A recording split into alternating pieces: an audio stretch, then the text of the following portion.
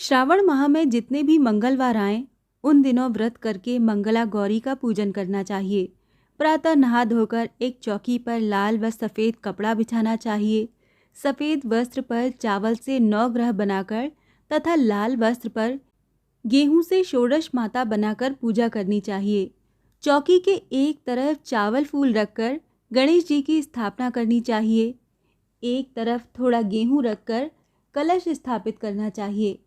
आटे का चौमुखी दिया बनाकर 16-16 तार की 4 बत्तियां डालकर जलानी चाहिए। सबसे पहले गणेश जी का पूजन करना चाहिए। पूजन करके जल, रोली, मोली, चंदन, पान, सुपारी आदि चढ़ाने चाहिए।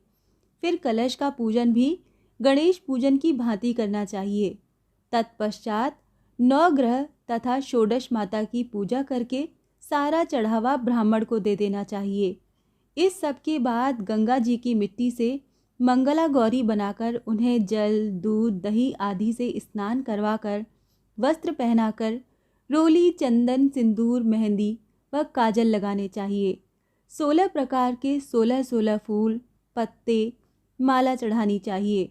5 प्रकार के 16-16 मेवा, सुपारी, लौंग, मेहंदी, शीशा, कंघी व चूड़ियाँ चढ़ानी चाहिए। कथा सुनकर सास के पांव छूकर एक समय एक अन्न खाना चाहिए। अगले दिन सुबह मंगला गौरी का विसर्जन करने के बाद ही भोजन करना चाहिए। अब सुनिए मंगला गौरी व्रत उद्यापन की विधि। सावन माह के 16 या 20 मंगलवारों को व्रत करने के बाद इसका उद्यापन करना चाहिए। उद्यापन के दिन कुछ भी नहीं खाना चाहिए। मेहंदी लगाकर पूजा करनी चाहिए। पूजा 4 ब्राह्मणों से करानी चाहिए। एक चौकी के 4 कोनों पर केले के 4 थंब बांधने चाहिए। मंडप पर एक ओढ़नी उड़ानी चाहिए। कलश पर कटोरी रखकर उसमें मंगला गौरी की स्थापना करनी चाहिए। साड़ी, नथ व सुहाग की सभी वस्तुएं वहां चढ़ानी चाहिए। हवन आदि के उपरांत कथा सुनकर आरती करनी चाहिए।